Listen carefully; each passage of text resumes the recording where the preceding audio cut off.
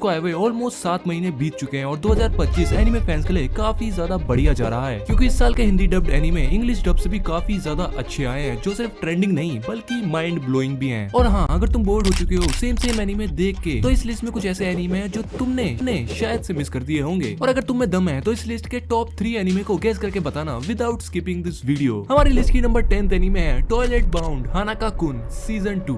Recently इस anime की season 2 की डबिंग हिंदी में कंप्लीट हो चुकी है और ये हिंदी डब में अब अवेलेबल हो चुका है। एक स्कूल जिसमें बाथरूम सिर्फ साफ नहीं स्पिरिचुअल भी है। हानाका-कुन एक घोस्ट है जो विशेष पूरी करता है, लेकिन हर विश के साथ एक ट्विस्टेड प्राइज भी आता है। सीजन 2 में और भी ज्यादा डार्क सीक्रेट और मिस्टिक हॉरर सीन्स हैं जो कि तुम्हें काफी ज्यादा एंगेज कर सकते हैं। और सीजन 2 की रेटिंग सीजन 1 से भी काफी ज्यादा कमाल की है। In fact most rated episode season 2 से ही आए हैं। हो सकता है तुमने ये सीरीज का नाम भी ना सुना हो, पर इस कैरेक्टर को तो तुमने जरूर कहीं ना कहीं देखा ही होगा। और हाँ, ये इसी एनिमे से है, तो इसको चेकआउट जरूर कर सकते हो। Number 9 Devil May Cry. 7.5 IMDb rating के साथ ये शो काफी ज्यादा कमाल का है उन लोगों के लिए जिन्हें हॉरर और डार्क मिस्ट्री थ्रिलर पसंद है। डेविल मे क्राई एक स्टाइलिश एनिमे है जिसमें हमारा मेन कैरेक्टर डांटे एक हाफ ह्यूमन और हाफ डीमन होता है।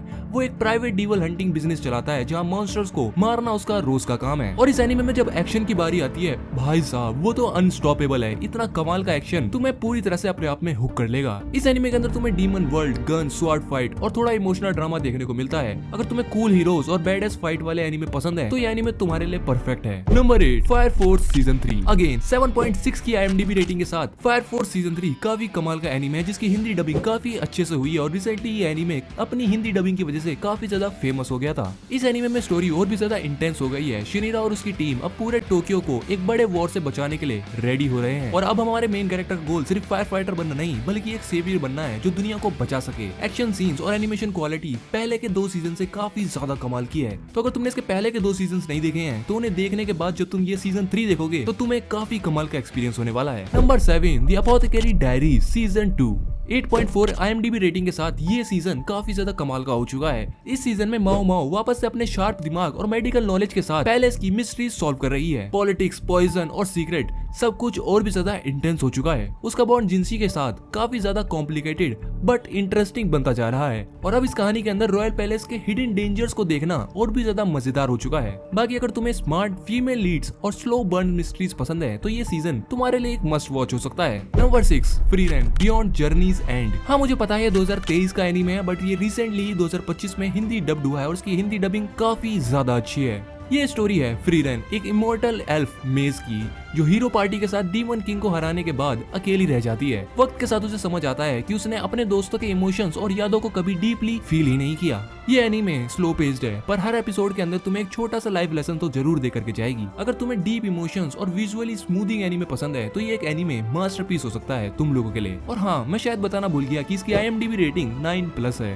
तो तुम समझ ही सकते हो ये किस लेवल का एनीमे है। Number 5 wind breaker season 2। 7.8 IMDb rating के साथ ये एनीमे तुम्हें स्कूल ड्रामा दिखाता है जिसका सीजन 1 मुझे एवरेज लगा था, बट सीजन 2 अपनी क्वालिटी को थोड़ा सा और आगे लेकर के जाता है। हारुका एक अकेला और अग्रेसिव लड़का जिसने फॉरेन हाई स्कूल को ज्वाइन किया है सिर्फ सबसे स्ट्रॉन्ग बनने के लिए, पर यहाँ पर उसे एक ऐसी गैंग मिलती है जो फाइटिंग से नहीं बल्कि लोगों को प्रोटेक्ट करने से रिस्पेक्ट कमाती है। धीरे धीरे हारुका दोस्ती, ट्रस्ट और टीम वर्क का मीनिंग समझता है। और अब सीजन 2 में नए एनिमीज जैसे कि कील गैंग और टफ बैटल्स आ जाते हैं। फाइट्स और भी ज्यादा इंटेंस हो चुकी है। बाकी अगर तुम्हें gang fights, street style action और स्ट्रॉन्ग कैरेक्टर डेवलपमेंट वाली एनीमे पसंद आती हैं तो विंड ब्रेकर तुम्हारे लिए हो सकती है। Number 4 kaiju number 8.4 IMDb rating के साथ ये एनीमे काफी ज्यादा कमाल की है जिसके सीजन 1 ने काफी ज्यादा पॉपुलैरिटी गेन की थी और अब इसका सीजन 2 आ चुका है। जापान में जायंट मॉन्स्टर काइजू बार बार सिटीज पे अटैक करते हैं। इन मॉन्स्टर से फाइट करने के लिए एक स्पेशल मिलिट्री फोर्स होती है जापान में, जापान डिफेंस फोर्स। और हमारा मेन कैरेक्टर काफका 30 साल से भी ऊपर का हो चुका है। बचपन में उसने अपनी दोस्त मीना को एक प्रॉमिस किया था कि वो मॉन्स्टर फाइटर बनेगा, लेकिन साल बीत जाते हैं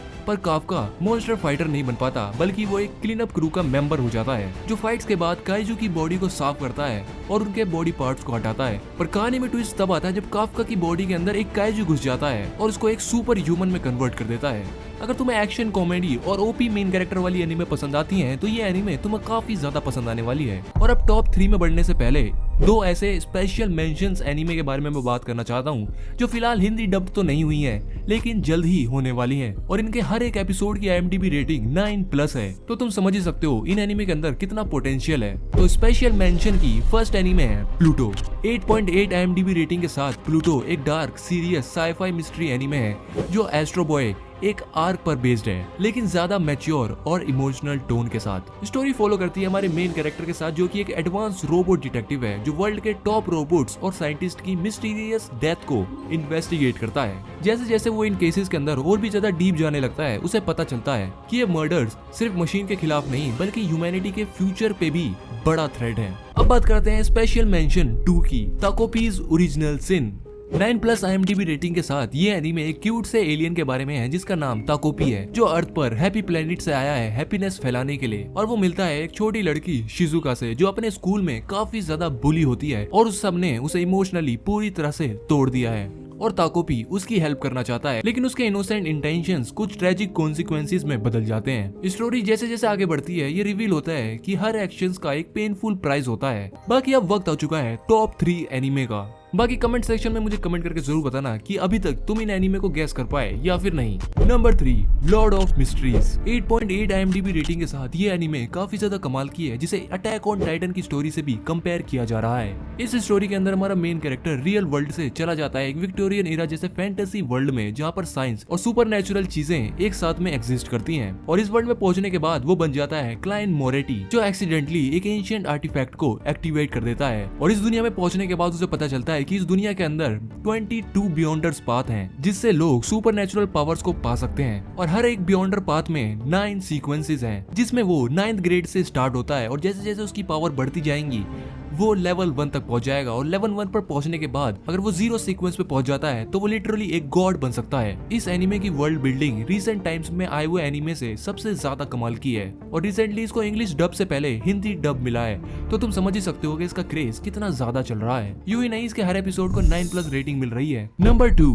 डेंडरडेन। मोमो अयासे एक बोल्ड लड़की है जो घोस्ट में बिलीव करती है, और ओकारून एक पढ़ाकू लड़का है जो एलियंस में बिलीव करता है, और एक दिन दोनों अलग अलग एक दूसरे को प्रूव करने के लिए निकलते हैं कि कौन सही है। और शॉकिंगली इस कहानी के अंदर घोस्ट और एलियन दोनों रियल होते हैं, और उसके बाद शुरू होती है crazy over the top adventure story जिसमें तुम्हें पोजेशंस, टाइम ट्रेवल, मॉन्स्टर और कॉमेडी काफी भर भर के मिलेगी। मोमो और ओकारून दोनों ग्रेजुअली स्ट्रॉन्ग बनते हैं और डीप बॉन्ड डेवलप करते हैं। बाकी अगर तुम्हें जुजुत्सु काइसेन और चेनसो मैन जैसे एनीमे अगर तुम्हें पसंद आए थे तो ये एनीमे तुम्हें काफी ज्यादा कमाल का लग सकता है। वाइल्ड पेस और मस्ती पूरी भरी हुई है इस एनीमे के अंदर जिसकी रेटिंग 8.4 IMDb पर है। और अब नंबर 1 पर जो एनीमे है उसका नाम है सोलो लेवलिंग। बेसिकली इसका सीजन 2